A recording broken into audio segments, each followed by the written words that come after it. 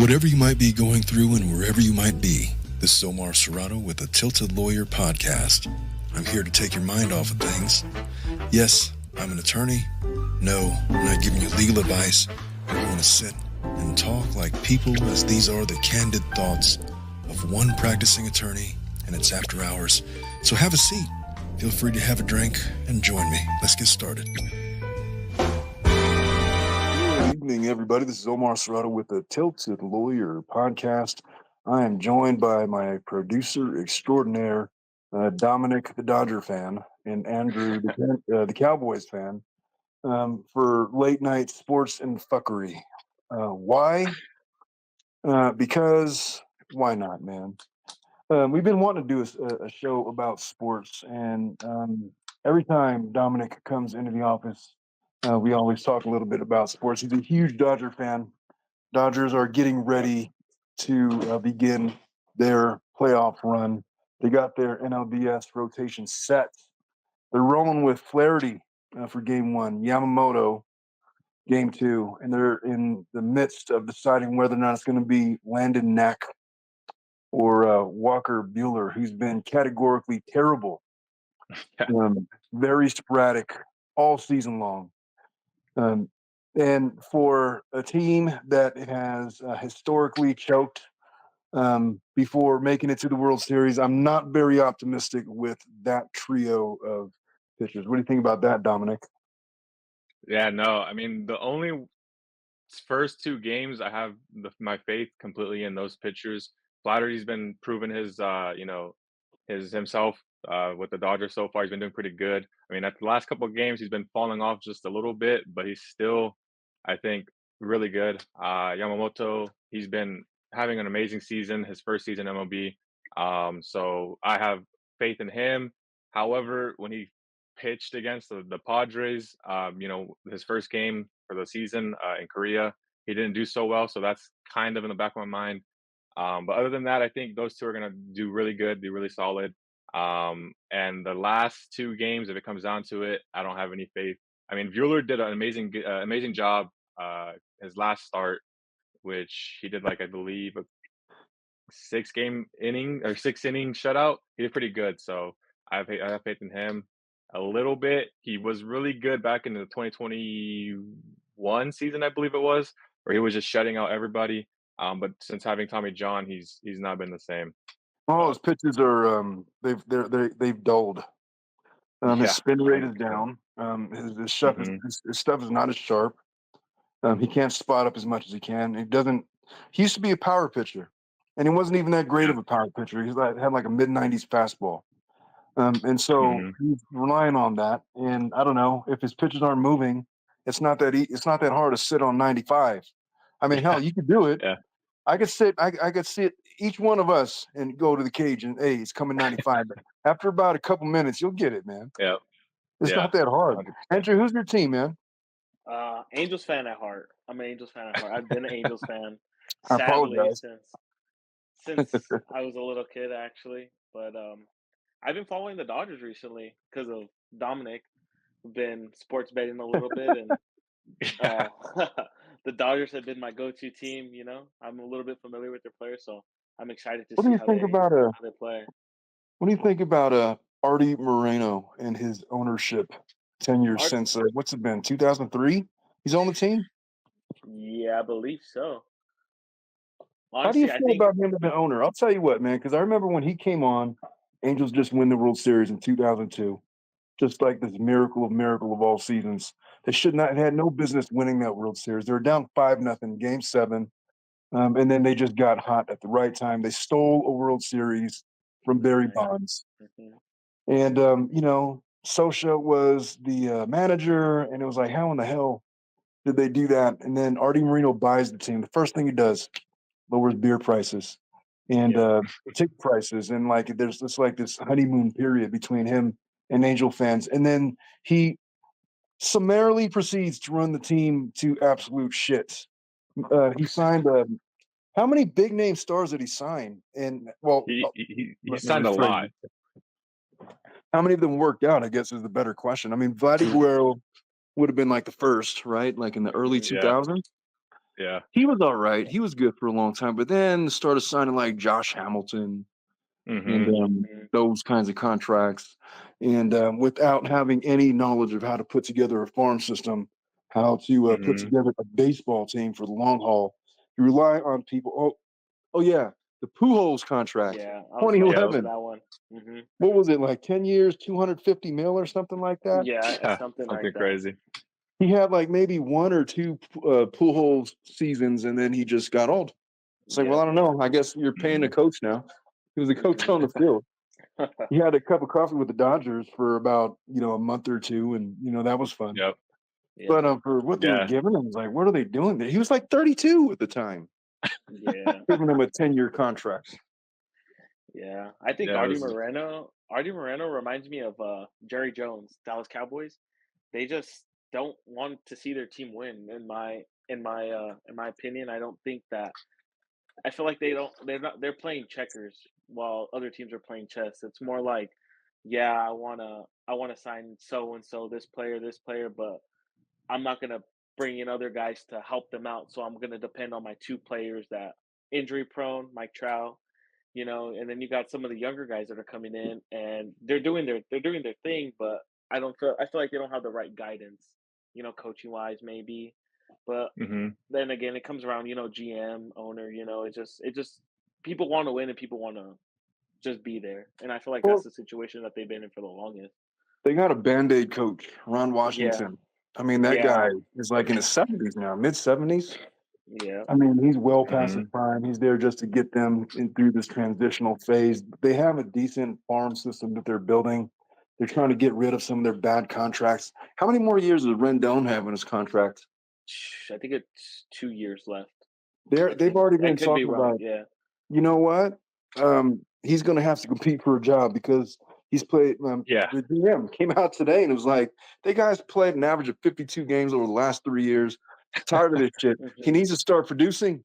This is ridiculous." Yeah. And so either he's going to start producing or he's going to sit the bench. And you know what? I think honestly, if I was the Angels, cut his ass. Like, what is he Yep. there for? The guy don't want to play baseball. He thinks the season's too long. He thinks that this is a job to him. That's not the kind of culture you want to build a team around. And so they don't. The Mhm. problem is they don't have. I mean, Ron Washington, he's fine, but is he like a trendsetter, culture-setting guy that's going to like steer the ship? They tried that with the White Sox and Tony La Russa. But the problem with that is La Russa had a lot more cachet than Ron Washington. He managed the old A's in the '80s, '90s, Cardinals, multiple World Series, but he was like almost 80. He lost touch with his players. Mhm. Nobody liked him. He was shipped out of town, and then 5 years later, well, you saw what happened. They lost 121 games this year. Jesus. And Yeah, and so that was they set a franchise record. with the Angels, man, they just if they're gonna tear it down. It's a good thing that they didn't re-sign Otani.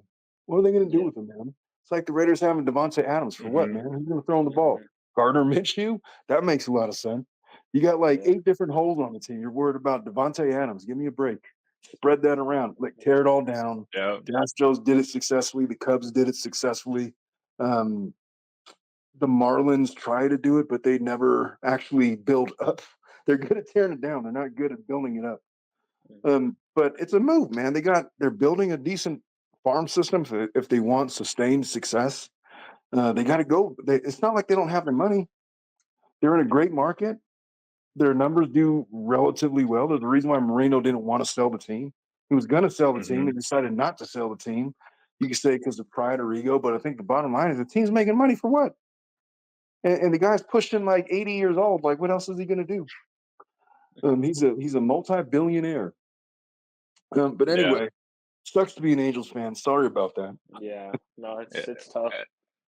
And I don't get why I'm always on like social media on like Twitter, and I always see like a bunch of Angels fans throwing hate at Otani, and I'm like, why are you guys hating on Otani? Like, it was the most logical move he could make.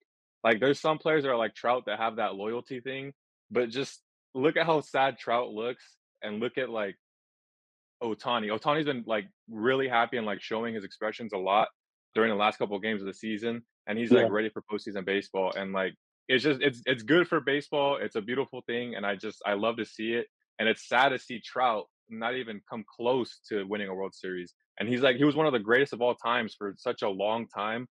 And just for him to not make the playoffs, he made the playoffs one time in what was it, 2014, 2014? 2014. Yeah, so it's like 10 years, it's man. crazy. Yeah. Yeah. And what happened in that? They lost in the first round. Was it to the Twins? No, it was it's been a while. I think so, actually. Well, they lost. Is the point. But that was Yeah. his only cup of coffee in the postseason. And his career is a waste, man. Like he was modern day Mickey Mantle. If he was on the Yankees, he'd be like this superstar of all superstars. He was the best player in baseball going on, for a decade. And now he's breaking down, man. He hasn't been able to stay on the field. Mm. And yeah, it sucks. I don't see how you could criticize Otani for taking Mhm. $700 million. Give me a break.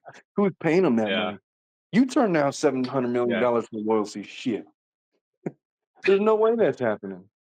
And now he's on this Yeah. bigger stage and he's getting, all of the accolades that he deserves. He has this incredible 50-50 season.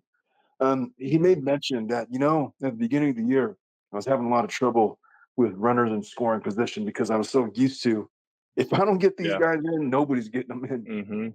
Because it's like, oh, they Yeah, I had saw Trout. that. Yeah, they had Trout, but the guy was always injured. So Mhm. no protection in the lineup. Nobody else produced on that roster, and the Dodgers are loaded, man. I mean, they got that big trio of guys, and you know what? Their 4 through 9 ain't that bad either. Yeah. They're gonna have hitters everywhere. Everybody knows what their roles are. They got guys that are Mhm. there to get guys over. They play situational baseball when they have to. They can mash when they have to. They can play all different styles. It's just nuts that a guy that is that large. What he's like 6'4", Yeah, two he yeah. thirty, Yeah. and he's still in 59 bases, man. That's ridiculous. I don't even know what to Yeah, it's say. pretty wild. Mhm. Hmm. But yeah, so what do you think of the matchup, man? Uh, Padres Dodgers. dude, I'm nervous. I'm gonna be honest. We didn't do so good against them this year. I know we lost a majority of our games against them. Besides the last series we had against them, we went 2 out of 3. But I feel like the Padres have that dog in them. I feel like the Padres are like they're wanting to prove themselves. They're wanting to show up. Every game I see them play against the Dodgers, they just seem to always have that spark and that energy. And the Dodgers always seem to just like be nonchalant and like just not really. They don't look like they're into the game as much.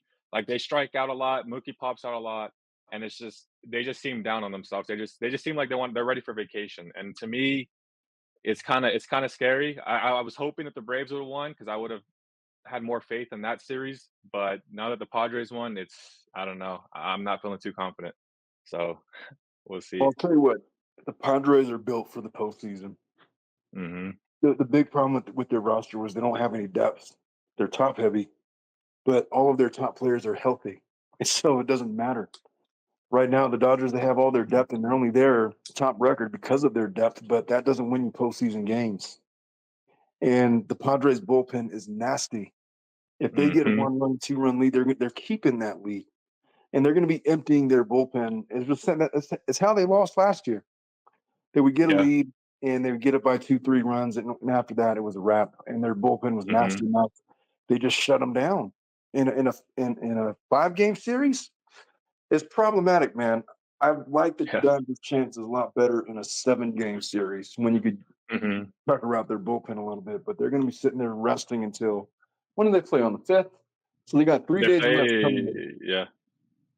Yeah. in. And the Dodgers, I mean, whatever. I mean, their bullpen is fine, but it's spotty.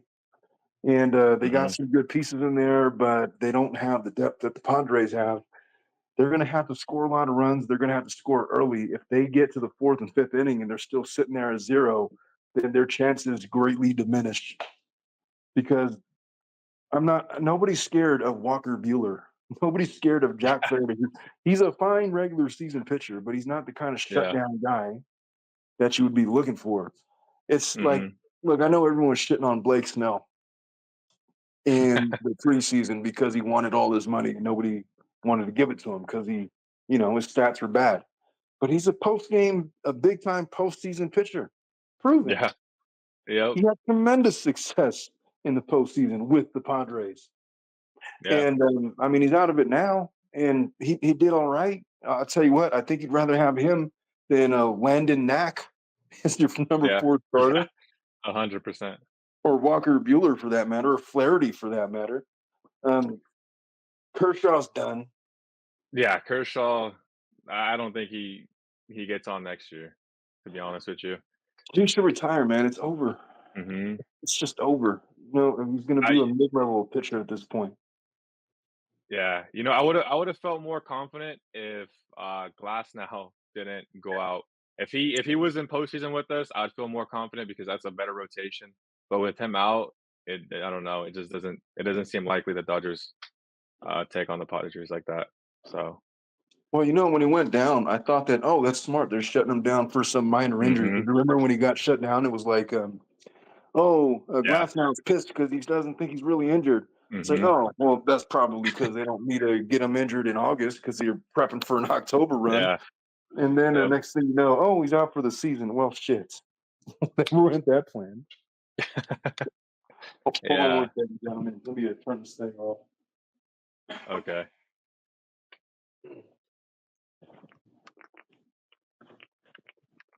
He would have been ideal as a number 1. If he had Glass now and Yamamoto and Flaherty, that's a World Series capable postseason rotation. Yeah. With 100%. what they have right now, I'm just not so confident. Although, haven't seen what the Tigers are doing. With what's his name? Scooble? How they just swept the Astros? Yeah, they don't have hmm postseason starters, man. It's just like pitching by community. Um, and I saw an article like, oh, they're rewriting baseball history, the way that people strategize games. Like, Dick, they started doing that like in the 70s, man. They just don't have a sustained playoff rotation, is all. And like it's this new thing, but they're winning games that way, but they're also playing shitty teams. The Padres are formidable, man. hmm I was more afraid of them than the Phillies, more afraid of them than the Braves, Yeah. more hmm afraid of them than anybody else in that National League. They got the star power to match LA, and they got the extra motivation in that it's a rivalry series. Yep. Imagine the bragging rights having taken down the mighty Evil Empire 2 years in a row. Yeah. Manny Yeah. Machado, Dodger, That's the former Dodger, right? Bad blood and all. mhm. Um, that entire crew. I mean, there's so many storylines in this series. It's just, it's going to be a lot closer than I care. Even if they win this, I feel like the series is going 5. If it goes 5 games, Yeah. you know what that means. You're going to have some kind of a game 4 starter. That means that Flaherty's starting twice. No, that I don't see that happening. No, I don't see that happening. It might be a bullpen game at that point if it comes down to it, Well, game 4 is going to be knowing the Roberts. bullpen game, Yeah. unless Bueller gets rocked, and then what are you going to do? Isn't that what Yeah. happened last year? Somebody got rocked. I think it was Bobby Miller. And then, well, I guess the bullpen game is today then. And so it just Yeah. threw off the Yeah. entire rotation.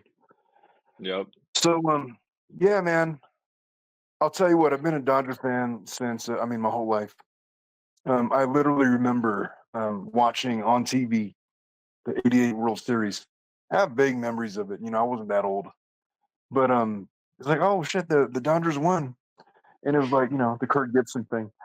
Um, and then there was the lull of the '90s where just kind of like whatever, we were just like a whatever team and transitions and ownership, and they were bought by Fox, and then the parking lot guy, McCourt, buys the team. I Mhm. mean, I've been through all of the years, man.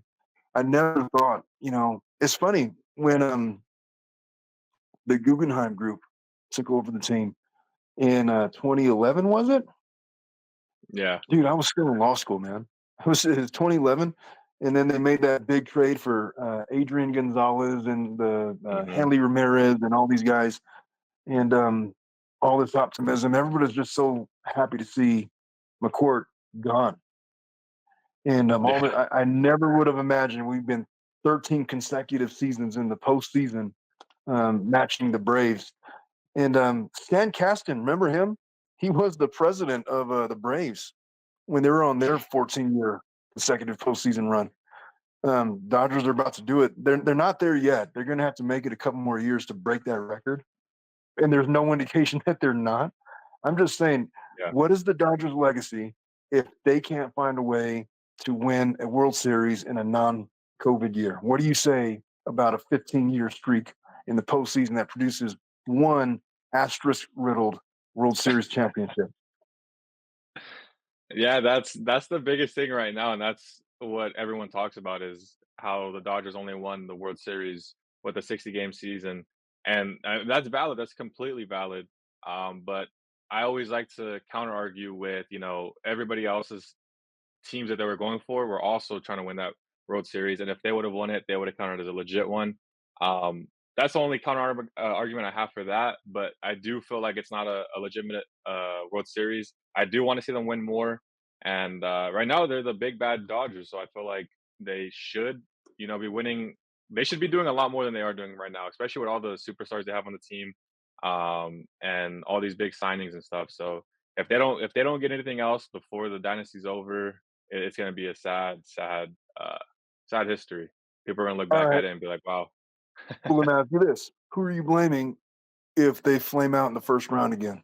Are we going to put that on Roberts and his pitching rotation? Are you putting that on Friedman and his analytics? What are we doing, man? I'll tell you what, it's got I to go on somebody because Yeah. there's a reason why the Dodgers have so many pitching injuries. Every other team Mhm, has the same schedule that they do. Somehow, year after mhm. year, when we get to the postseason around August, we start saying, "Oh well, shit, we just lost uh, Walker Bueller for the season. He's going to need Tommy John for the second time around. Mhm. Tony Gonsolin, the redheaded dude. What was that guy's name? We have all of these Oh, pitching yeah, injuries. me, yeah. Yeah, and it's because we're on. Here's what I think is going on, man. They're on such strict pitch limits. Mhm, They build these pitchers up to go 80 pitches. It yeah, used to be that pitchers were getting built up to throw 120, 125 pitches, and it was just like normal. And they're throwing more innings. They weren't throwing as hard, granted, but they also had fewer arm injuries.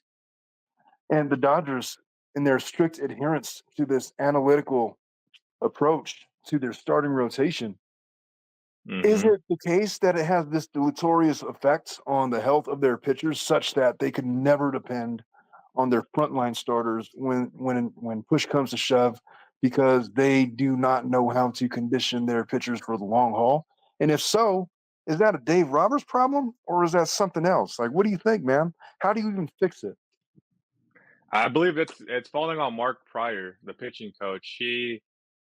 His I don't whatever he's doing, he's doing something wrong, obviously, because a lot of our pitchers are going through Tommy John multiple times, and they're always out of the season. So it's definitely I put full blame on Mark Pryor. I believe they need to look into it and they need to figure out what he's doing wrong. And if it keeps happening, they're gonna have to get rid of him and get somebody else. And I believe that'll as if we can get a solid pitching coach that can make sure that our bullpen and starting pitchers don't get Tommy John or don't get injured throughout the season. I believe we'll be a solid team. That's what we're really missing right now. Is most of our pitchers are always getting injured throughout the season, and it's really really hurting the Dodgers. So Pryor's been the pitching coach for what, 2 years now? Or is it just this year? no, he's been for a couple of years. Yeah, he's been Yeah, for a for a while. couple of years. Because these pitching injuries issues, they've been prevalent throughout the 2010s. Going into Mhm, the 2020s. They were there long before Pryor. I'm not sure how much um, leverage Pryor has to control the innings because they haven't changed the way that they leverage their pitchers in the postseason at all since like mhm, 2016. They'd had this problem in 2016 against the Cubs. Then Yeah. going into it with we got lucky in 2017. People were relatively healthy that year. And then in 18 with the Red Sox, it started to break down a little bit. 19, 20, 21. It's just it's been a constant issue with this team.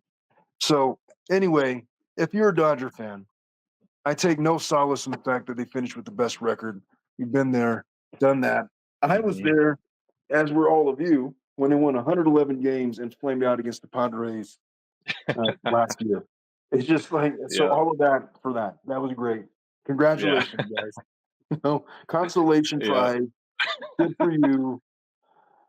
And so, if I had to pick World Series winners for this year, if it's not the Dodgers, and honestly, I wouldn't pick the Dodgers. I'd probably pick the No. Padres.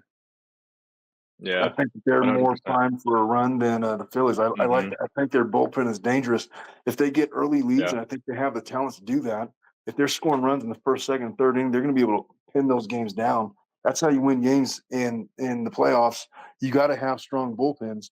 I don't think they have. There's another rotation out there that's stronger than the Padres, and I don't think if they get through the Dodgers, I don't see the Phillies or the Mets or whoever else that's left, stopping them from playing Mhm. probably. I don't know who's coming out of the East. The Yankees. What do you think? Yankees. Yeah, Yankees. Dude, I have been saying this for the past, I believe, 3 or 4 years now. I've been wanting to see a Yankees and Dodgers World Series for so long. Like, I feel like that would feed generations. Just that title would just be plastered all over newspapers, plastered all over the media. Like, I feel like that's what a lot of people wanna see. And, I feel like they're pretty solid. They're lacking a little bit with, pitching as well, but, I mean, I don't know. I don't have too much confidence in them either. They barely like uh nah, I don't have confidence in them. Like I said, the Padres I feel like are the heavy hitters. They're the ones that have the dog in them. They're the ones that are, wanting to win their first World Series. And yeah. I don't know. The Yankees are posers, man. They've been posers for a long time. Mhm. Since what? When's the last time they won a World Series, man? Was it 2000? 2000, 8, 9? 2009, I believe. Yeah, mm, I don't know. I have no faith that the Yankees are going to get it done. Um, I wasn't going to pick yeah, the one. 2009. Yeah, The, 9. who's making a run right now, man? The Tigers. They got something going. They got that playoff bug, man. I'll tell you what. I would not be shocked if the Tigers found their way into the World Series with the Padres. Mark it down right now because I think they're like 30 to 1 to win the World Series. I think the Padres are something similar. Put your money Yeah. right now on a Padres Tigers World Series. It's not that far fetched. I don't trust Yeah, I mean, anybody in the it's East. if you look at last year, look who won the World Series last year. The Rangers. The Rangers were like a underdog team. So I feel like it's a recurring thing right now where like all these underdog teams, especially with the extended postseason, are Against like the really making Diamondbacks, that. who were Yeah, another yeah, underdog team. yeah. So it's pretty crazy. Yeah, and it was that same. They took down the Dodgers, the Hmm. 111 win Dodger team. Yeah. The Diamondbacks, they won like 84 games.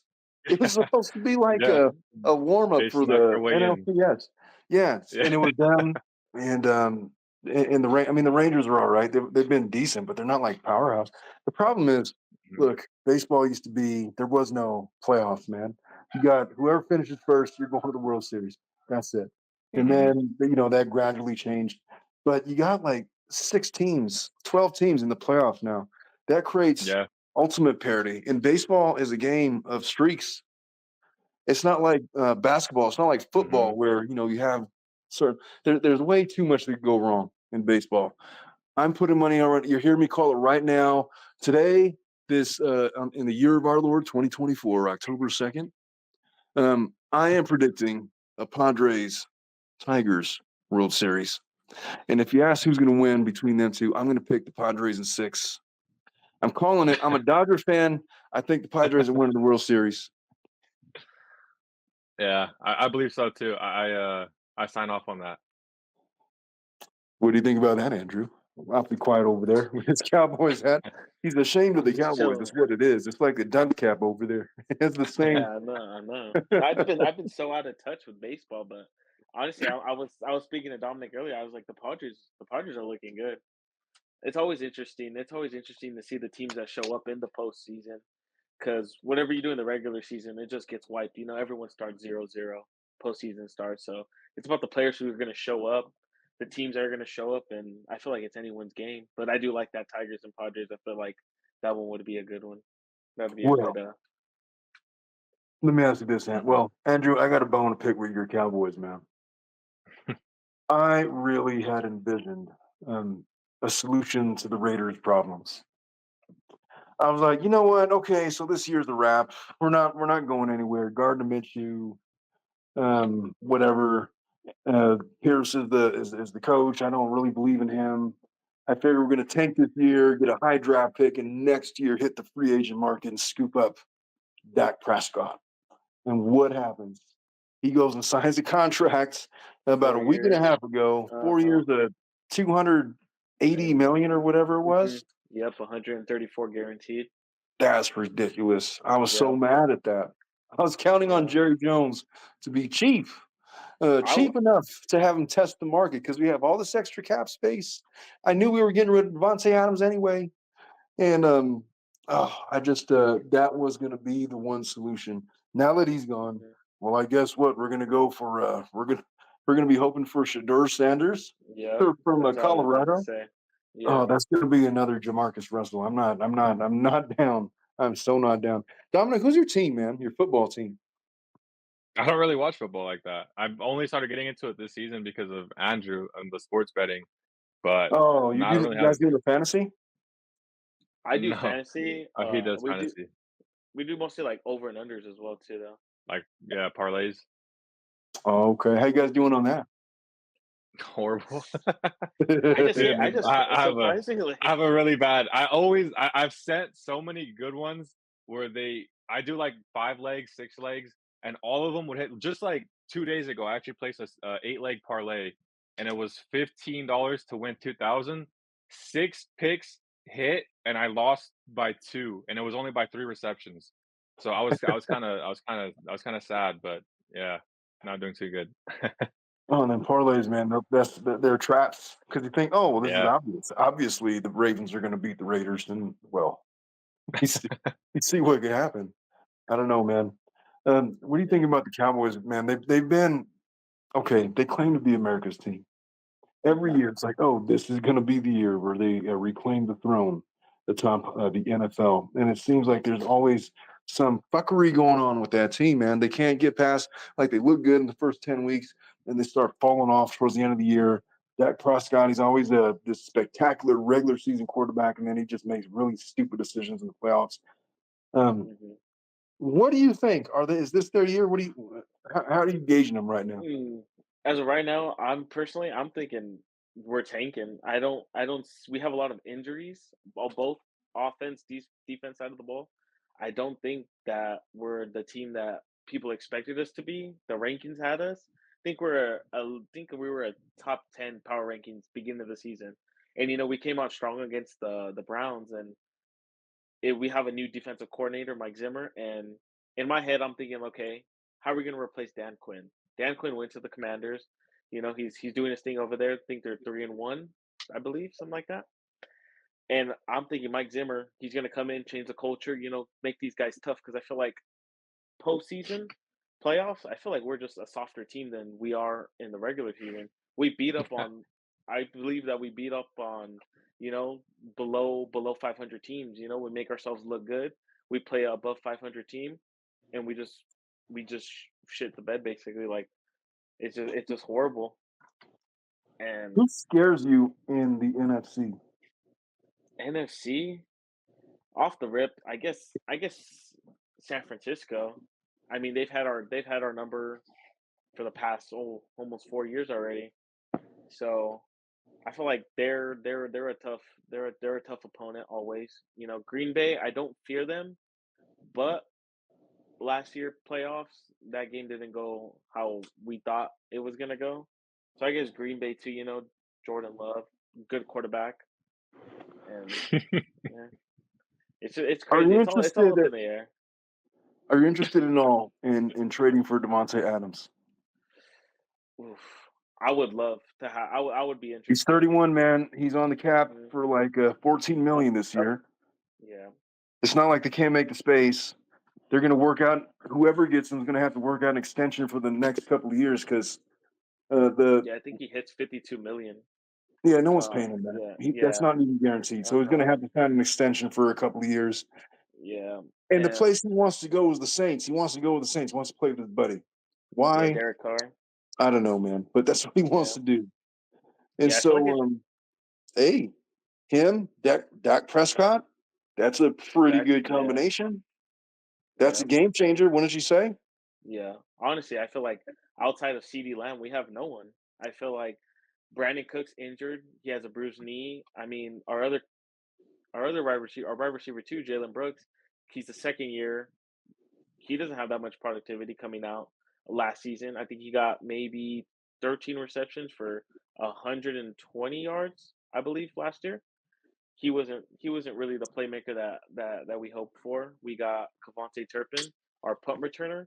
He plays wide receiver too. He's quick, but he doesn't get the targets. Outside of CD Lamb, no one else scares defenses. And Well, yeah. I mean, I keep on forgetting they got rid of Amari Cooper for some reason. yeah, oh my god, don't even tell me about that. That that one broke my heart because I mean Amari, he was coming off of a good season, I believe.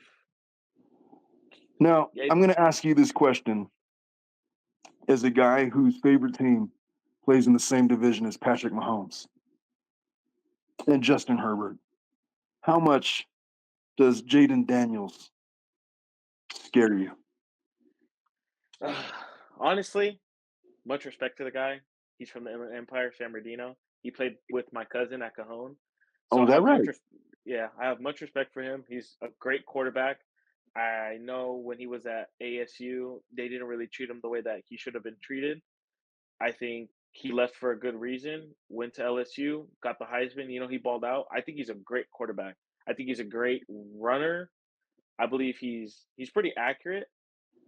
I wouldn't say I fear him, but the the way that our You offense say defense that. are looking. Now you say that, but let me run some numbers by you. The guy's played 4 games. He's completed over 82% of his passes. Only one interception out of 106 attempts. He's got a QB rating of 107.4, quarterback rating of 73.3. He hasn't even played 5 games yet in his career. The knock on him is that he runs too much and his body type does not support running as much as he does. He's going to flame out within the next couple of years. But for right now, dude is lighting it up. And you Yeah. can't really scheme for him because the issue with him is the same issue you've had with like Randall Cunningham, Hmm. big arm, and he could run like the wind. Michael Vick, those types of quarterbacks. Um, I keep seeing him getting compared to RG3. Jaden Daniels is not that. He's got the big arm. He's accurate. He has a feel for the game that I haven't really seen, really, probably since, gosh, man, I don't know. I think you'd have to go back to probably Michael Vick. Michael Vick when he was with the Eagles back in 2004 when he was lighting up Hmm. defenses when they Yep. had that super team. That was the best I've ever seen Michael Vick. It was probably the best quarterback performance you had seen at that time, probably for the last 20 years. And I haven't seen any quarterback be able to match that skill set at that level yet. Now you got this kid, Jaden Daniels. He hasn't been spectacular, but have you noticed that all of the other rookies in this star-studded quarterback class of 2023, have you noticed how they're playing? They're Hmm. god awful. Caleb Williams, they're calling him a bust Yep. already. Drake May Yep. can't get off the bench.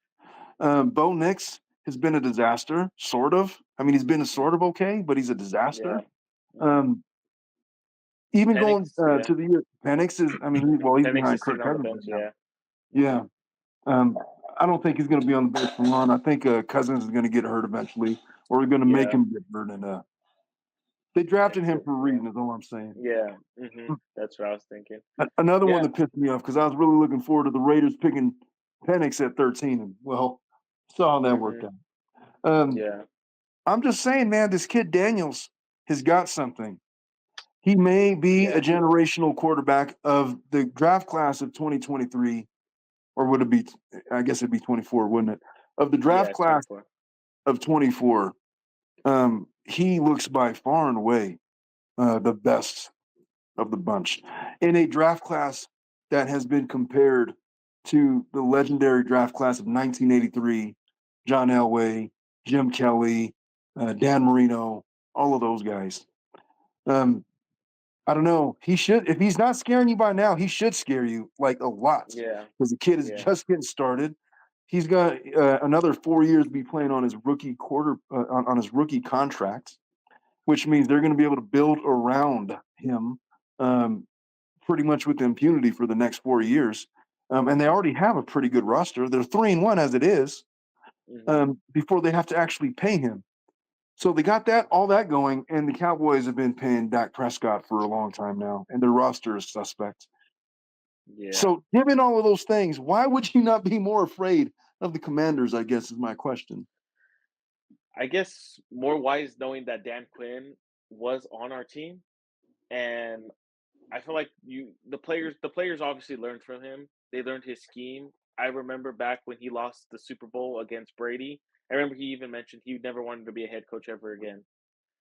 And coming to Dallas, I feel like he changed the whole defense. Everything just completely changed. I think we had like a decent year his first year, and then after that, we were hot. I feel like we weren't maybe the top, but we were a top 10 for sure. And Dan Quinn, it's I feel like it's more coaching wise. People blow up into certain situations. Look at what was it, the Bills and Ravens game a Yeah. week ago? The same situation. The Bills, they got blown up. Lamar Jackson, everything. They started catching up towards the end. I feel like it's just certain situations like that. A team can overcome a certain team, and I feel like the Commanders they're still too early up in the season. I believe we play them 2 weeks, 3 weeks, I believe. So Yeah. You guys have them. No. Oh, you guys play them on November 24th. That is in 7 weeks. 7 weeks. 7 weeks, 7 weeks, yeah, 7 weeks. And then you guys got him again last game of the year.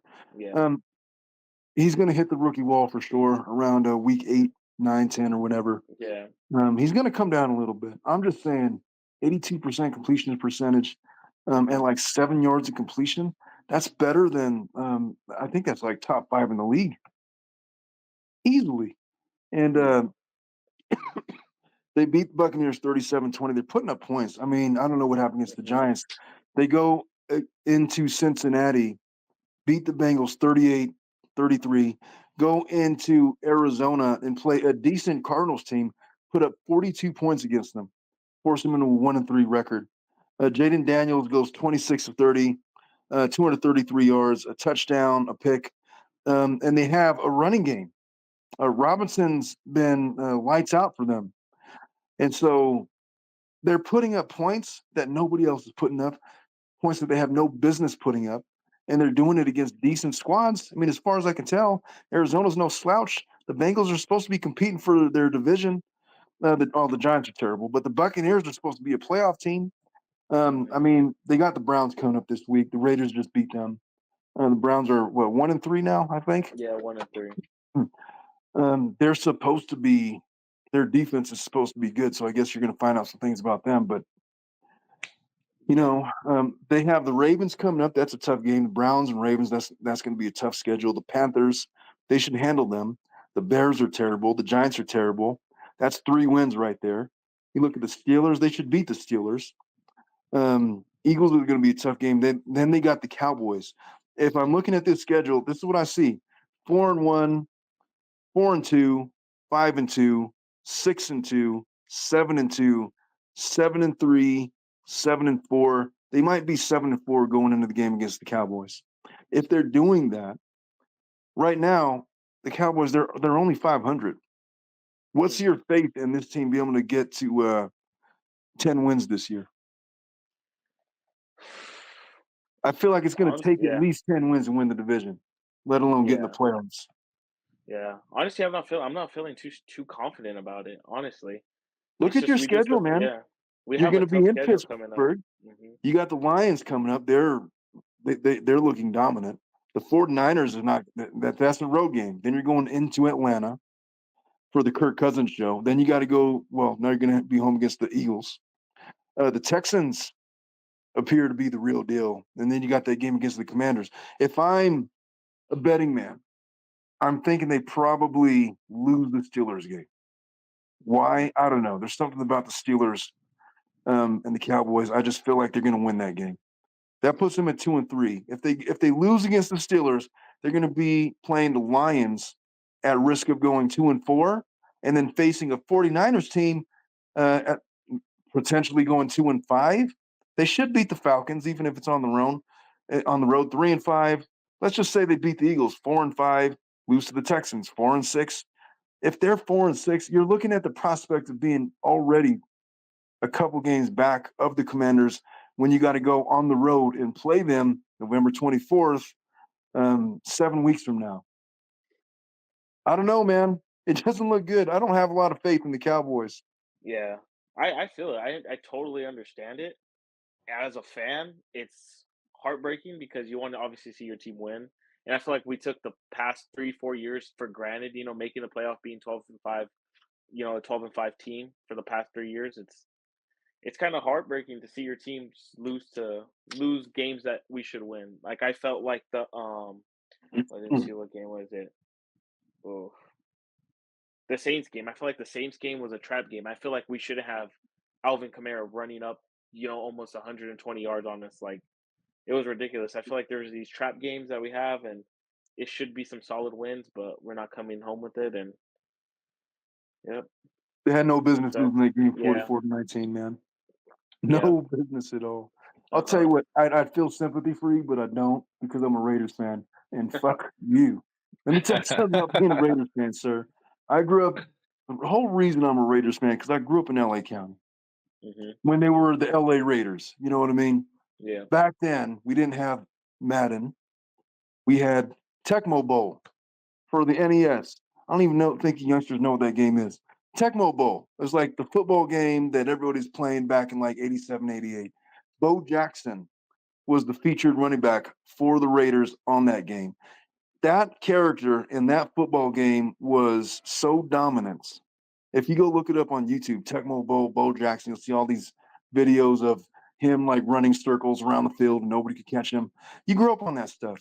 So Bo Jackson, Marcus Allen, those are my guys. But back then, the Raiders won a Super Bowl in '83, and then they were shit for like until '98. Gruden gets there, and they get all the way to the AFC Championship game, and then Tony Siragusa sacks Rich Gannon and injures him out of the game, and that was that. And then they had that one run and Super Bowl 37 against the Buccaneers, 2001, 2002, whenever it was. And after that, it's been like crickets ever since then. It's been an incredible run of just suckery from the Raiders. We've made the playoffs. What I think we made it. 2016, I believe. Yeah, but then Andrew Walters was the quarterback because Derek Carr got Yeah, hurt. Derek Carr injured. I feel like you guys were robbed that year too. I mean, Derek Carr was having an amazing year that year. I remember that year. Yeah, I think they went like 11-5, 12-4, or something like Uh that. huh. Yeah, something like that. And then Derek Carr just couldn't go, and then that was it. And then we had a couple years ago, Gruden's last year when we had a Rich Bisaccia, the interim coach, come in. And then we Hmm. had all that adversity. It was like this really inspirational season. And we played a close game against the Bengals, goes down the final possession, down in the red zone, couldn't convert. But you know what? We lost. Like, we're proud of that. We're building something here. And then they hire freaking Josh McDaniels, trade for Devontae Adams, tear down what was a playoff roster. And it's just been a freaking disaster ever since then. We don't have a quarterback anymore. We're 2-2, but I feel like we should be 1-3 at the very. We had no business beating the Ravens. We really didn't. We were down by 10 in the fourth quarter. I don't know what happened. I really Hmm. don't know what happens. I'm going to be really upset if that one game cost the Raiders like a high draft pick because um, I don't know. Yeah. Anyway, I have no sympathy for Cowboy fans. You guys don't know what real suffering is, and so. No, I feel Um, it, dude. but I don't know, man. That is my take on the status of the Raiders and Cowboy. Um, Angels talking shit. She says, "I like Omar's hair. Why hide it? Who's hiding my hair? Oh, I'm not on camera." Oh no, it's because this right here. Robert said you need to get Omar in a baseball cap. Yeah, I'm down for the baseball cap. It'll hide my grave. I'm You starting should to get show up to real. court one of these days in a baseball cap. No, that'll go over. No, man, my grades give me credibility in the courtroom, man. I got to keep that going. Um, but yeah, man. Hey, have any of you guys seen the documentary with Vince McMahon? Oh, I was just No. about. I seen it on Netflix. I was gonna watch it, but I didn't. I didn't. I didn't come around Dude, to it. you got to watch it. I'm not even a wrestling fan. I stopped being a wrestling fan like when I was, I don't know, 10. Because it's wrestling. But if you ever paid attention to the WWF, WWE, Vince McMahon, it is a really tremendous documentary that just goes and tells the story of Vince talking about the infancy of the WWF, how he took over the World Wrestling Federation from his dad, about how it was like all like gang territories back then. And then Vince McMahon was the only guy to cross over into other people's territories, and people wanted to kill him because, like, literally kill him. They were talking like that because that's how you talk back in the 70s and 80s. And they go into the whole him building the characters of Andre the Giant and Hulk Hogan and all these things. If you're at all or have ever been a wrestling fan, I highly recommend it. Um, if you have a care at all in that. But anyway, Mhm. that's my NFL rundown. What else y'all want to talk about? What is on your minds? What is I it Nah, telling mean, I you, mean, Dominic? I know it's early in the season, but who's your pick for Super Bowl? Oh gosh, man, it Do is Chiefs early. do do Chiefs three-peat? No, Are you feeling someone like who are no, you feeling? Who you what team do you think? nobody's ever three-peated in the NFL for a reason. I got concerns about the Chiefs and their lack of receivers. I'm not buying into any notion that the Chiefs are about to trade for Devontae Adams because fuck that. Yeah, It I you would think guys are take neither missing the one of like most them. important player though. You guys are missing Taylor Swift. She's She's replacing Rashi Rice. Dominic. You would be the one to bring up Taylor Swift. Of course you would. No, oh, man, they jokes. don't have any receivers. They got off to a hot start that usually is not a good sign for them. They usually take a while to get going. Yeah, They're an older team. Their roster is suspect. I think that they're playing in a tougher division than you realize. Look, the Chargers are 2-2, but I believe in Jim Harbaugh. That man coaches his ass off, and I thought they should have won that game last week. I don't think the yeah. Chargers are going anywhere anytime soon. I'm not saying they're going to challenge for the division. I'm just saying that they got a couple of tough games against the Chargers, a couple of tough games against the Raiders. I'm not scared of the Broncos. I could give a shit about, um, Go Knicks. yeah, Bo Nix and Sean Payton. Um, they have. Well, let me take a look at their schedule. Who are they playing? So they got the Saints coming up at home. Then they got to go the 49ers, then the Raiders, Buccaneers, Broncos. Then they're going to the Bills. No, I mean their schedule's all right. I don't know. I feel like they're not good enough to sustain what they have going on right now. They're 4-0. I could see them losing to the Saints because Derek Carr's got a chip on his shoulder. I could see them going into a slide because they're going on the road to San Francisco after that. Who knows with the Raiders? I'm not going to bet the Raiders are going to beat them again. I think that Anthony Pierce opened his mouth and said, "Oh, we got the secret sauce to beat the Chiefs. We got the secret formula." And so I know that it's going to be a get-up game for them. They're going to probably treat that one as a get-right game. Then they got the Chargers again. The Chargers are going to want to get one in on them. They're going on the road to Cleveland. That's not going to be easy. It's going to be a low-scoring game. Texans, Steelers, Broncos, Jags, Lions, Bears. I don't know, man. I think that they're probably going to be a 1 or a 2 seed, and I think that they're going to lose in the division. If I had to pick a team to come out of the AFC, who would I pick, man? Who would I pick? I think the Bills are looking good. I don't really believe in the Steelers. Um, I don't believe in the Texans to sustain their 3-1 record. I think it's going to come down to the Bills and the Chiefs, and I think the Bills have enough. I think they're going to overtake the Chiefs for the AFC this year. If I'm going Bills and picking a team for the NFC, I like the Commanders, but it's not their time. I don't have any faith in the Cowboys this year. I think the Eagles are going to be pretty mid. I think they kind of blew their load a couple years ago, and we're done with them. The Vikings, I don't know. I guess it just kind of depends on how well Kirk Cousins holds up. I don't know how they're 4-0, but they did this last year too. They started off hot, and then they faded off.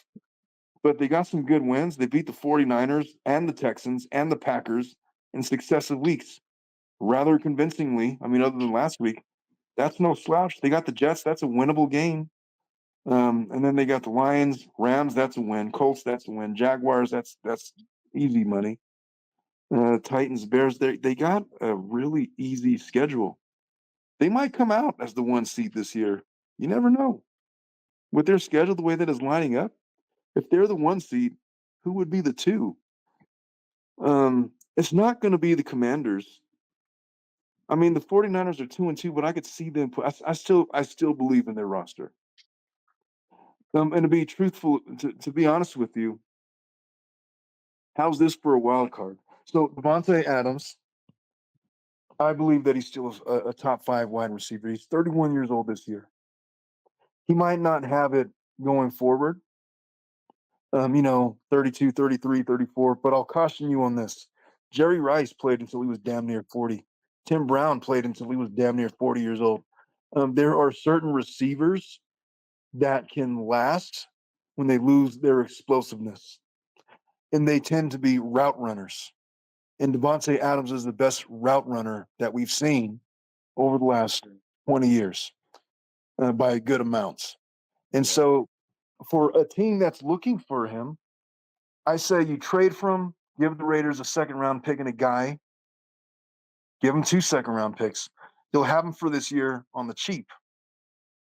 And then you could sign him to a 3-year extension, the first 2 years guaranteed.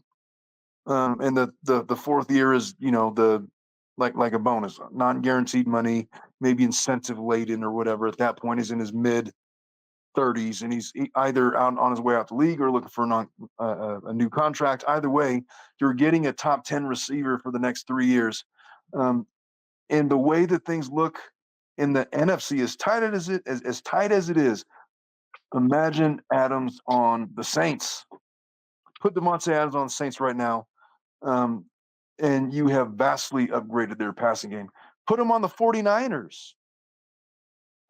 And with all the weapons that they have, you think that they're not going to be dangerous? If you put him on the Cowboys with Dak Prescott, my entire opinion about their ability to win the Super Bowl completely changes. If he goes to the Chiefs, I'll quit watching football forever. Like, fuck this. I'm not watching the NFL anymore. It's all rigged. I'm not doing it. I don't know. It'd be really interesting to see him on the Bills. I'd hate to see him go to the Jets because I don't think that Aaron Rodgers has it anymore. He's pushing 40. I think he's 40 years old now, isn't he? And he ain't no Tom Brady. I'll tell you that. The guy's already checked out. The difference between him and Brady is Brady was a freak. Brady was obsessed with football. He was his entire diet evolved around his performance on the football field. Aaron Rodgers is fucking off to like Arizona, smoking on peyote or whatever he's doing in these sweat lodges, skipping training camp, and then just says, "Ah, well, it is what it is. I'm here now." So he's on his way out, man. The dude's been halfway out for a couple of years now. His best years are behind him. I have no faith in the Jets. Their coach sucks. Um, I don't know. The Dolphins, they're done. They don't got a quarterback. Yeah, Tua's done. yeah. They don't have a guy. They were Mm. starting who are they starting? Tyler The guy that Huntley, was playing on the Tyler Huntley from the Ravens. Tyler Huntley. yeah. Yeah, they're just Hmm. finished. Finished. Yeah, and I feel bad for Reek. I mean, Reek's an amazing football player. I feel like he Yeah. has a lot of outside issues outside of football, but on the field, I mean, I feel like he's quick, he's explosive, and he's like almost an all around player. I mean, you put him on a jet sweep, he's probably taking it at least, average like 7 yards. He's a problem for sure. Yeah. Mhm. Just imagine, just remember there was a time when Tyreek was with Patrick Mahomes on the Chiefs. Yeah. How terrorizing would that be if he was on that team now? I mean, Yeah, he's a with good player. He's being wasted over there right now in Miami. yeah. I mean, imagine him, Xavier Worthy. I mean, two of the fastest guys in the league. It's ridiculous that the Bills let up and gave Chiefs that pick. That's crazy. Yeah. How's that guy doing, by the way? Xavier Worthy. How's he doing? Xavier Worthy. From what I've seen, I mean, I've only seen, just the basics. I think he probably averages maybe four. I think maybe like think about like 6 targets a game, I believe. He's their first round pick. He's Yeah. the highly Yeah. touted first round pick. Like, how did he fall to the Chiefs? He's 5'11, Yeah. 165, a speed demon. He's got like 9 catches on the year, 154 yards. Yeah. His game log, is he even being targeted? If he's not being targeted, he's not getting open. He's been targeted. Where is his game log? Here it is. So I pressed the wrong button. Um, so this is the game log. First game, 3 catches, 4 targets against the Chargers. Against the Falcons, 2 catches, 4 targets, 17 yards. Against the Bengals, targeted 4 times again, 2 catches, 17 yards. Um, against his first game, targeted 3 times, couple catches, 47 yards. His best. They're not really looking for him. That tells me he's not getting open. I don't know. I'm not going to call him a bust, but he's not as good as people were saying he was going to be. Yeah. I feel So like he's just most. I feel like the way that they utilize him is not to get open, but to create space. Create space for their other players. I mean, just like Rashi Rice. Rashi Rice yeah, was a stretch man. the I know field. I know they lost Hollywood Brown. I think he tore ACL. Or something happened to Hollywood Brown. I feel like they're just lacking the receivers, and I feel like they're just utilizing the players that they have, get open. Well, they got Rasheed Rice. He's Yeah, he's out. 24 catches so far. I mean, and he's gone. So now what? You got Travis Kelsey. That guy is past his prime. I mean, he'll have moments here and there, but you can't rely on him for 17 weeks. And Xavier Worthy is your next best guy after that. After that, you got Noah Gray, Justin Watson, Isaiah Pacheco. It's a running back. Juju Smith-Schuster. You guys still believe in that guy? Um, I don't even know he was still in the league. They don't have any receivers, man. Yeah, If Rice is gone, I mean Kelsey, fine, but you could double team him. They got nobody else. Well, Worthy's going to be stretching the field for who? Who's he stretching the field for? They need a receiver more than anybody. I'm just not mhm, sure they're willing to put up the capital required to get him from their arch nemesis, the Raiders. yeah. That's the problem with that. Anyway, the question was, who's winning the Super Bowl this year? I'll tell you what. Here's my sneaky pick for the AFC. My number one pick is the Bills. My sneaky pick is the Steelers. Their defense has been on point. They're not an explosive offense, but they win games. I don't know how they do it. They just find a way to win. They're my sneaky pick to come out of the AFC for Super Bowl. I'm not picking the Chiefs. Fuck those guys. That's like the obvious pick, right? Yeah. Um, I don't know who I would go with, man. I'll tell you what, if it's not the Vikings, I don't believe at all. I don't believe for a second the Vikings are going to sustain this. I'm going to have to put my money on either the 49ers or I got a sneaking suspicion that the Saints are going to make a run. And if they get Devontae Adams, um, who knows how far they could take that. If for some reason Devontae Adams ends up on the Cowboys, then that would be real interesting. Him and Dak, Yep. and they got a decent running game to go with it. I don't know, man. Hmm. Um, who are you picking, man? What's all the pressure on me for? Bro? I got to be the guy. I got AFC. Obviously, I'm going Chiefs. Sneaky pick Ravens, and then going to the NFC. I got. Oof, it's a tough one, but I'll probably go Niners. But my sneaky pick would be the Buck. I mean the Bucks. The Bucks. Baker Mayfield. I feel like Yeah, he's a good quarterback. I mean, he reminds me of Johnny Manziel in a certain I way. hope not. No, I would hope not. What do no, you mean, no, no, Johnny Manziel? no. I'm talking about on the field, on the field, on the field. He was So terrible on the field. What do you mean? who Manziel? You mean like Manziel in college or like Yeah, with the Manziel in college. Chargers? No, Because no, no, no, no, not with the Browns. No, no, no, no, no. I'm talking the about Browns, college I mean, Manziel. Yeah, I'm talking about college Manziel. My bad. I didn't clarify. yeah, that's an Yeah, important one. Um, what do you think about Sam Darnold all of a sudden with the I feel like he, resurrection of his career? I feel like he was put into a bad situation. I feel like to start it off, he got drafted by the Jets, I believe. Yeah, Was it? Yeah, the Jets moved to Carolina.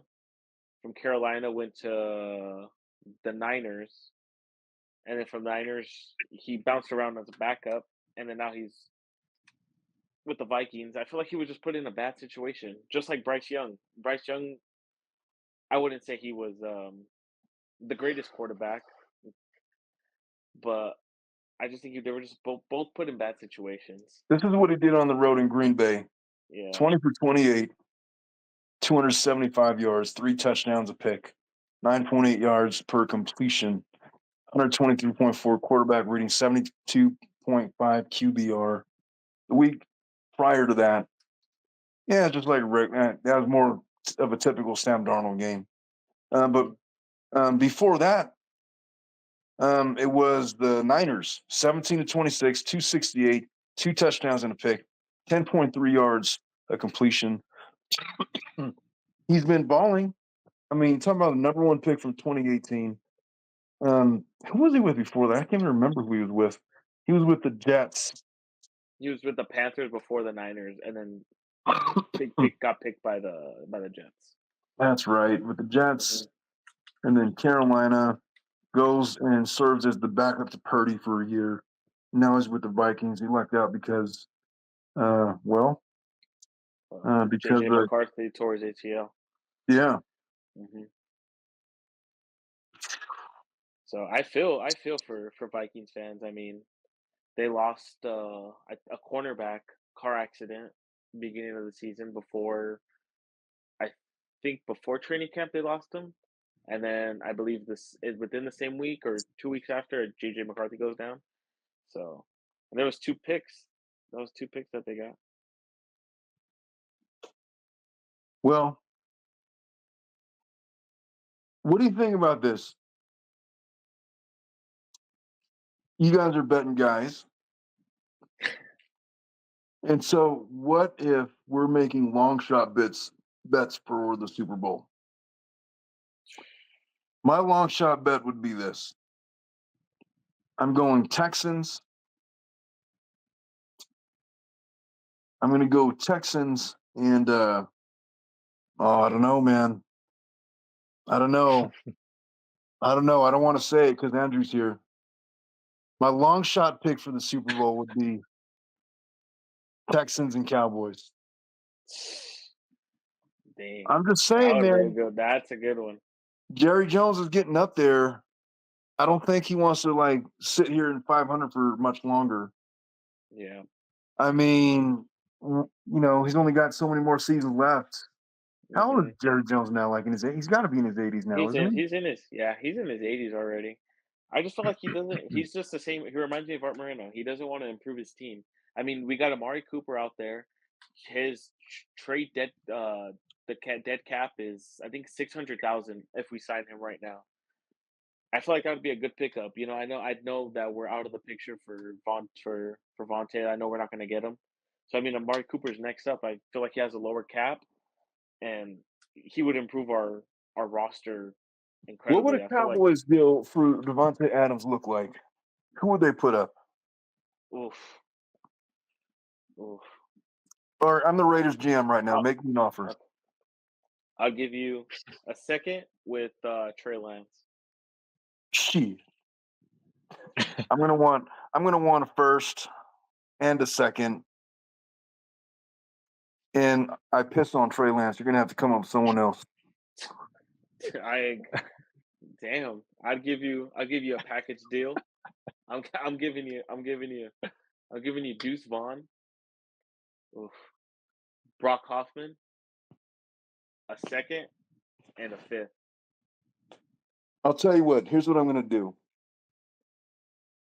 Give me a second. You give me those players. If those players are still on my roster at the end of 2025, then that'll be the end of it. But if for whatever reason they're not on my roster at the end of 2025, then they convert into a first and a third. Looks like you're gonna get a first and a third because I don't think you're gonna be there that long. It's crazy, dude. Our running back room is just. I mean, we got Zeke Elliott, Rico Dowdle. We got Deuce Vaughn, Gay. I mean, Malik Davis. I mean, we're just horrible in the run game. You have no run game. It's crazy. I can go on and on. It's just we're missing too much pieces in our puzzle. I have no confidence, sadly, but it's just one of those seasons. Man, there's nobody on your roster that I would like. I don't even really want CeeDee Lamb because we'd have to pay him. Yeah. Gosh, your guys' roster is terrible. We like our guys. That's quote from Jerry Jones. We like our practice squad guys. We sign rookies. We keep them locked up. We'll make a big player. Like we just signed out Dalvin Cook. Signed him. Hasn't seen the field. Oh, going on 4 games. About to go on 5 because they'll sign a big name, but they won't play him. It's ridiculous the way that their mindset is. They just don't want to win. All right, Andrew, I'll tell you what I'm going to do. I like you. Seem to be a salt of the earth kind of guy. I'm going to make you an offer you can't refuse. All right. I will take 1 second-round pick. And I will take. You know what? Give us Trey Lance. I'll take Trey Lance. I'll take a second, a third, and Trey Lance. But Second, if Trey Lance is not on our roster by the end of 2025, then that converts into a additional second and third and fourth rounder the following year. Do we got a deal? I'm second, selling you on third, this. and fourth. Second, third, and fourth If he's not up until for 2025, if he's not on the roster in 25. he's starting. Who's starting? Is Trey Lance starting? Once you guys get him, he's starting. Do you think he could beat out Gardner Minshew? That's his competition. Mm, You know him better than I. He looked pretty good against the Raiders in the preseason. yep. I think he's beating him out. I feel like he just needed. I think he just needs a chance. I always thought he needed a chance. I feel like Frisco didn't give him the right chance. He went down with his knee. They never picked him right back up. They just went to the next man and Garoppolo, and then Garoppolo went down. Purdy came in, and they got lucky with Purdy. and I feel like Trey has just been coached for his whole NFL career. I think he played 6 games his first year. I believe so. So I'm telling you what, this is what I'm offering you. You guys right now just signed your franchise quarterback for a whole lot of money. You're not paying him to lose in the playoffs. You need what you're missing is a Devontae Adams. Devontae Adams can take you over the threshold. He could take you into the promised land. Not only is he getting you over into the playoffs against a weak NFC. Let me remind you, in your very division, you got Jaden Daniels breathing down your neck. He's not going to be a rookie for much longer. 2-3 years from now, he's going to be a beast that you all are not in a position to slay. The time is now. You need Devontae Adams right now. So here's the deal. I'm going to give you 2 minutes to tell me yes or no. I'm going to want a second and a third this year, and I want Trey Lance. If he's not on my roster at the end of 2025, I want a second and a third and a fourth rounder in 26 and a first rounder in 27. The time is now. You got to do it now. Clock is ticking. 112 seconds. nope, declining it. Okay, scrap the number one then. Oh, did we lose Andrew? I think we did. Andrew. I think we lost him. What a time, man. He hated that trade so much. He just said, "Fuck it, I'm out." It looks like he's trying to get back in, but he might be having issues. But Well, I got a little greedy with my with the inclusion of an additional first. I don't know. I don't think that's bad of a deal. A second, third, and fourth. I mean, what are you going to get for a second, third, and fourth? I'm taking Trey Lance off your hands. I'm taking Trey Lance off your hands. You're getting Devontae Adams and a chance to compete for a Super Bowl right now for an owner that's about to die fairly soon. Who has a definitive Super Bowl window that's been set in stone because they just signed Prescott. Damn it! I need Andrew. I need him back. All right, Andrew. Okay, I got a little greedy, I admit, with my inclusion of a first rounder. Ignore that. Let's just the original trade. Second and third this year, and Trey Lance. If Trey Lance is on my roster in 25, then that's it. If he's not on my roster, second, third, and the fourth in 26. And what you get is Devontae Adams and a chance to compete for Super Bowls for the next 3 years. I'm declining it, honestly. Counter offer. What was that? Counter offer. Go for it. No, you make me counter offer. Oh. My bad. I was getting situated because my freaking thing on just counter offer. Good. I don't think I want Devontae Adams that much. I don't think I want him that much. I know he just coming off that injury last year. He was going through some injuries last year, and like Nah, he's not injured. He's just mad. He's Nah. just being a diva. He just wants to get traded. That's all. He I just know. wants out. He's fine. He's on that Kadarius Toney type of. You know what I'm talking about? Freaking, I don't think I want him as bad. I feel like I'd rather just take my chances and see if we could draft someone else. I feel like for the next year, I feel like this year he would help a lot, but I feel like there's someone else out there. Not to put our draft picks like that in a situation like that, because the wide receiver class for 26, I believe Ryan Williams is in that class. And kid's amazing at Bama right now. I mean, I you want got that guy. him. Who else do you got? The Raiders are tanking for him. What do you mean? No, you made the right call. I would not have given up all of that because I would have cut Trey Lance the second that he landed in Las Vegas. But yeah, but thanks, but no thanks. We'll take the picks. It was funny. That happened with the Herschel Walker trade way back in '89. You know how the Cowboys dynasty got started?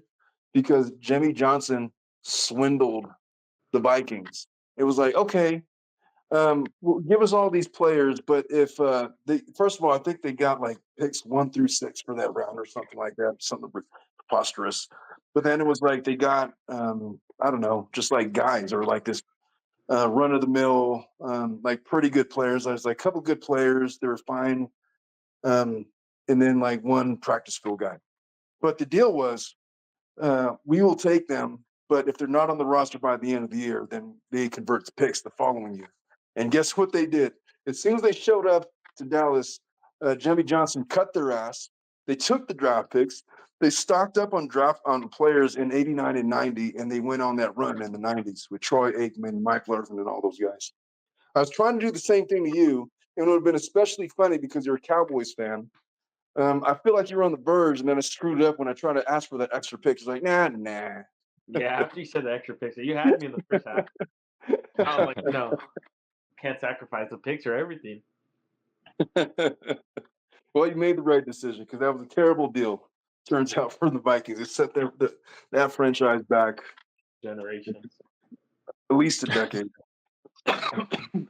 They ruined. I don't even know where the quarter. They weren't good again until Randall Cunningham came over from Philadelphia.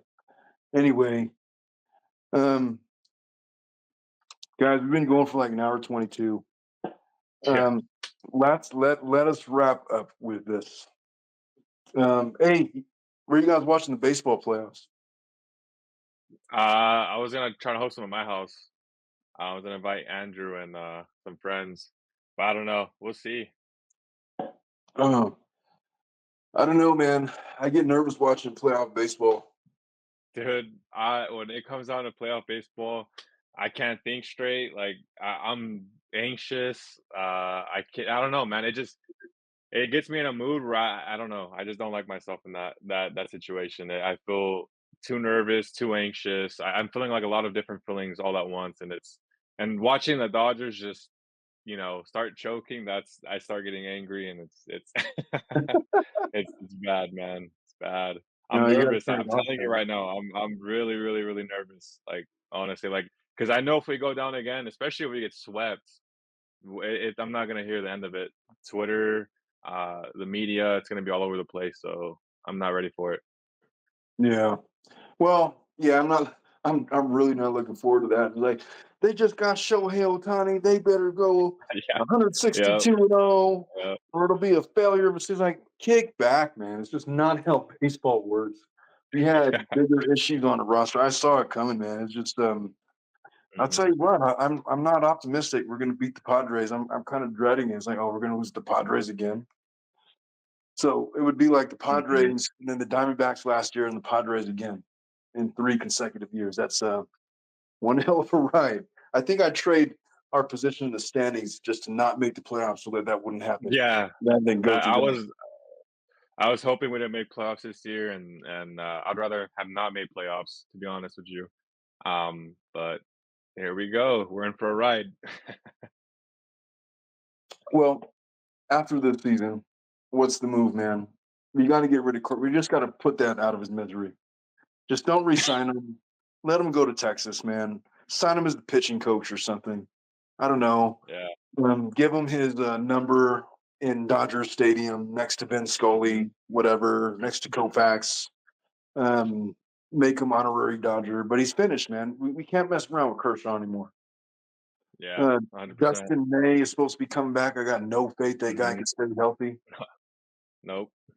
Um, Gonsolin's will be coming back. He's I don't know. He does pretty decent here and there, and then he just starts to fall off, and then starts to get injured. So you know no what would faith in him be either. you know what would be the most Dodgers move ever is if they were to go out and trade for Garrett Crochet from the White Sox because, oh, but he's throwing like 100 miles an hour and he's got all these innings. Guy's been a reliever his entire career. This is his first year as a starter. You sign him, Mhm. I promise you, next year around July, it's going to be like, oh, well, Crochet left the game early in the third inning. He felt a little pinch in his elbow. He's going to go in for MRI tomorrow. He feels okay, but, he's ready for the results. And it's like, well, he's out for the year because he needs Tommy John. Well, shit. Yeah. That's That's exactly that's man. you just pretty much recapped the whole signing with Tyler Glasnow. Glasnow has been known to not make it a postseason multiple times, and the Dodgers thought it was a good idea to, to trade for him and get him and sign him on top of that. So, and look at where he's at right now. He's on the injured list. He's not going to be playing postseason baseball. So, I don't know, man. It's Oh, that really shocked me, man. I really thought they were fucking around with them when they shelved them. It's like, oh well, yeah, because we don't need him in August. We need him in October. Like, oh well, yeah. I guess he really was hurt. I don't know what that was about.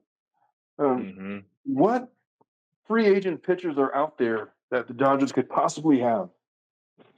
I mean, because they got a Uh, stable last year, did all right. oh, They'd like to have him back. Who they traded for Glass yeah. now? What was his name? Pepio. Pepiot, yeah. He did Ryan all right Pepiot. for Tampa Bay this year. I mean, he's still Mhm. healthy as far as I know. Yeah. I don't think, I don't know if you remember last season or 2 seasons ago, when they got rid of Josiah Gray. Yeah, I don't know how I haven't kept track of him. I don't know if he's doing good or not. But he was looking really good when he was in our minor league system, but I yeah, haven't it's heard not anything that good. about him since he's gone up. Yeah.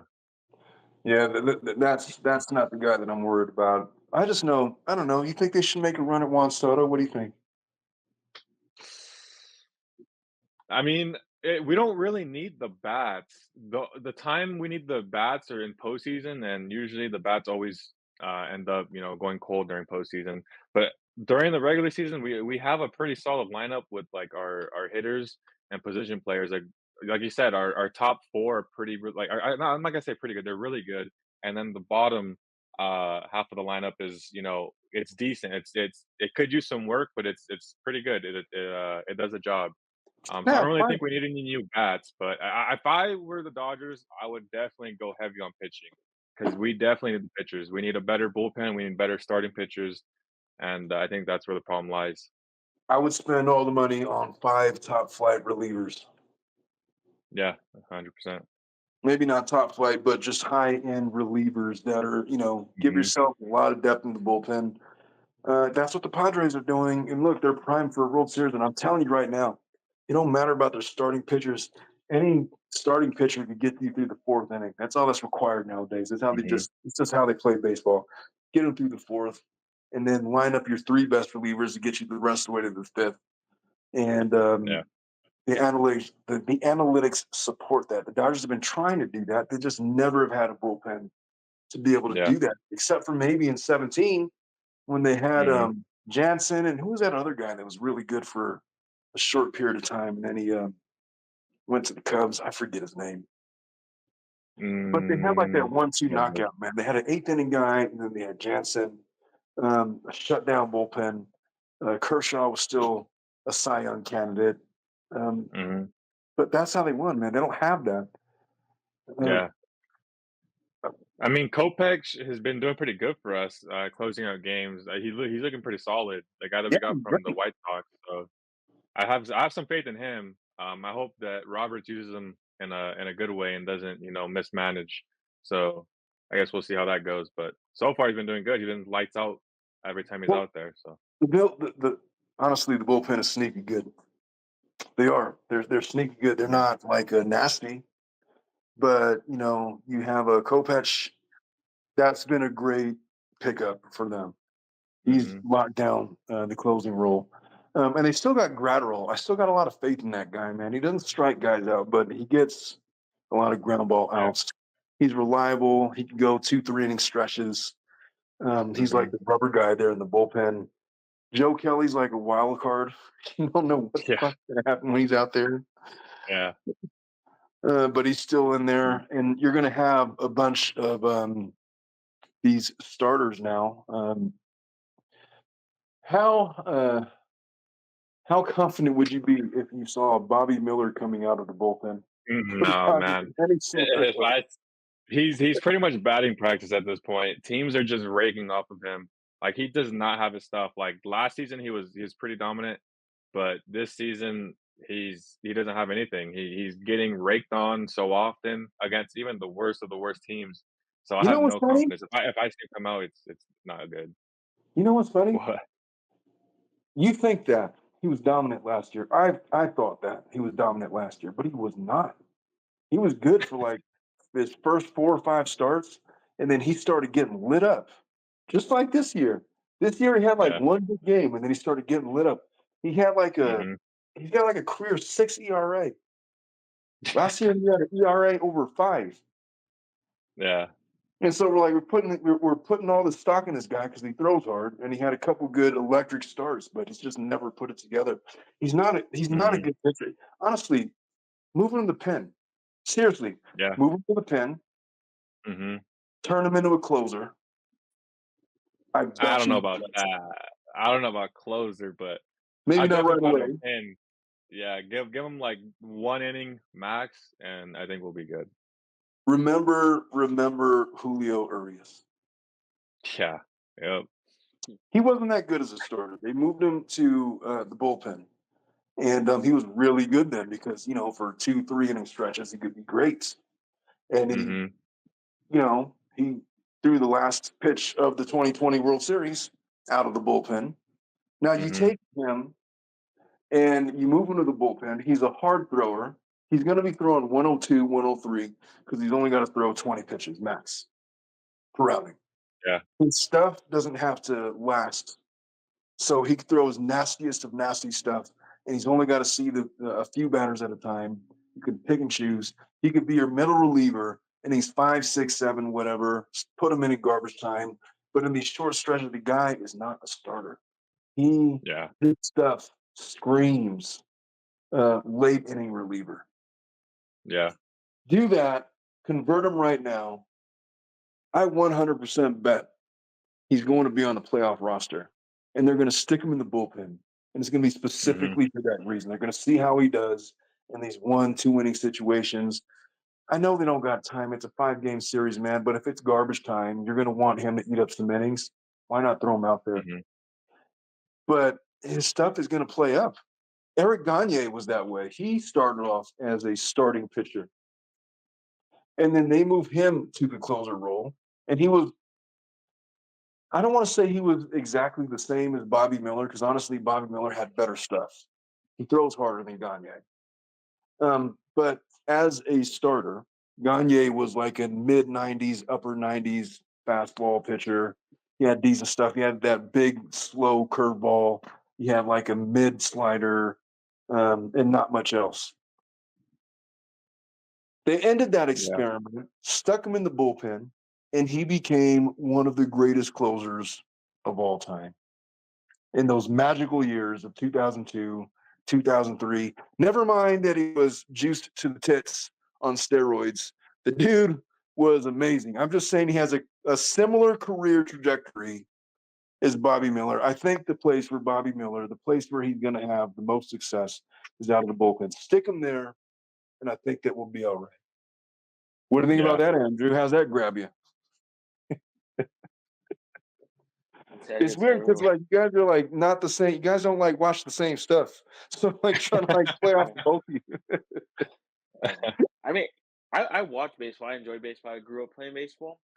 The Angels kind of took me out of it once they started like losing too much.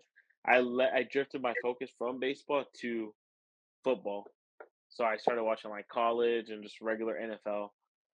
See, So that's I've exactly been why I always say Artie Moreno is such like he's so bad for baseball. Any owner that doesn't put the money in to make a winning team is bad for baseball. People are always hating on the Dodgers for spending money, but look at the way they've been the past couple of years, for the past decade, I should say, and look at the Angels. Like, there's way more Dodger fans. There's way more people interested in the game because of the Dodgers versus the Angels. So I feel like owners need to like Manfred needs to talk to these owners that aren't spending money, and there needs to be something done because like these cheap owners are killing a lot of fan bases off. Look That's at the the A's thing. as well. Moreno's he's not even cheap, man. He's just dumb. Like he hires bad GMs and he doesn't let them do their job. He wants to go after these big money Mhm. players because he thinks they're going to bring in revenue at the games. You're going to bring in all these seats, but that's why he gives Rendon this terrible contract. That's why look, Trout was not a bad contract at the time. It just didn't work out Mhm. with them. That was actually a really good deal. He gave Yeah. them a massive discount. They were talking about Mike Trout getting 500 million, and he signs for Mhm. what 252 or whatever it was. Some preposterous. It was yeah, it was no, I believe it was like 4 something. It was close to Oh, 4 it was it was that around much? 4. Yeah, yeah. Why am I stuck on 250? I don't know, but it was less than he was going to get on the open market. He showed loyalty to that team. They had Shohei for a little bit. He put up the posting fee to get Shohei. He paid him originally. I mean, he didn't give him 700 million. I know that, but it would have been a stupid thing for him to do that. What, they're going to pay Shohei for what? Like, who else is on the Yeah. team? They don't even have. Mhm. They haven't had pitching for over a decade. Yeah. And so I don't know, man. Artie Moreno is a business guy. I don't feel like he's cheap because he does spend money. He just spends dumb money. There's a Yeah. difference between Yeah. him and Jerry Jones. Jerry Jones is cheap, but he's respected. He's like a Mount Rushmore of the NFL, especially Yeah. nowadays. He's like the patriarch of the NFL. He has the ability to shift things in the NFL the way that nobody else does. He's like the president of the owners. Artie Moreno's just a clown. He's always been a clown. Nobody respects that guy. Yeah. Um, and so he's one of these blowhards. Like he thinks he knows everything. He tells his GMs to make these massive deals for players that are not durable, that are not in position to get those Mhm. contracts. Nobody else is offering him that money. Nobody was giving Albert Pujols at 32 years old a 10-year, $200 million deal. Nobody was doing that. Why did he do that? He wasn't competing against anybody. Yeah. It was ridiculous. And so I don't know, man. It's not that he's cheap. He's just dumb.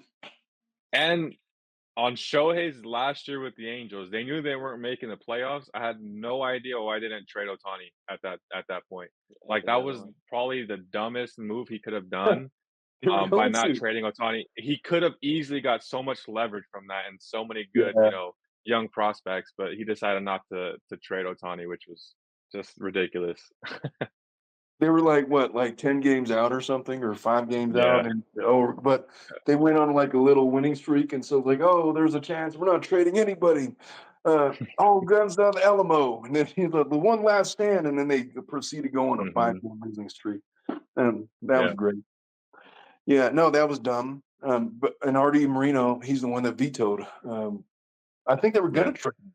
I don't know. I don't Yeah. know if there was a trade in place, but I remember reading, yeah, they're definitely trading him because it's stupid to keep him. And Artie Moreno at the last minute was like, nope, nope, nope, I'm not doing it. Fuck that. Yep. He's staying. We're gonna re-sign him. Guy was delusional.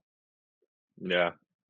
So I don't know. Angels suck. What do you want me to say? Sorry, Andrew. I I'm right with understand you. how you hate baseball, man. On that note, fellas, we've been going for like an hour 38 minutes. For our experimental inaugural episode, it wasn't that bad. It wasn't Mhm. great. It wasn't perfect. It wasn't terrible. I promise it'll be better um, for future iterations. I got a better feel for the two of you and the sports that you're into. Next time when we do this, I'm going to play a different kind of game with you guys. I think I have some ideas. I'll run it by you guys at the end of the show. But for this run, Alright. not too bad. What do you think, Yeah. Andrew? Did you enjoy yourself? Yeah, I did. Little nervous in the beginning, Nah, but fuck all I of felt yeah, I feel that. like yeah, I feel like after a while it kind of just eased up and you feel a little bit more relaxed. So hopefully next time it's just better than it was today. It was great Yeah, today it's though. funny when they put the mic on you, man. Like your asshole puckers up a little bit. It does, dude. It I'm yeah. I'm a camera I was guy, telling dude. him I like that. to be behind the Yeah. camera. I'm behind the Yeah. camera. I'm never really Yeah. front. That's why I do what I do. I love being behind the camera. When you put me on camera, Yeah. man, I freeze up and I start stuttering and my I don't mind even just, know. like, goes like that, so it's hard. I This is don't the even know first where to time look, dude. Dominic's never been on camera. He's been with me since January. He's never been on the camera except today. Yeah, I know he You know, was for Yeah. telling today. me. And all these old ladies are hitting on him and said, "Get on the camera." I was like, "You leave Dominic alone. You all need to settle down." Yeah. And I happen to be the one who is not on camera today, which never happens. But it was my Yeah. fault. I forgot the stupid cable for my new mic, and so I was not going to go all the way back to the office to pick it up.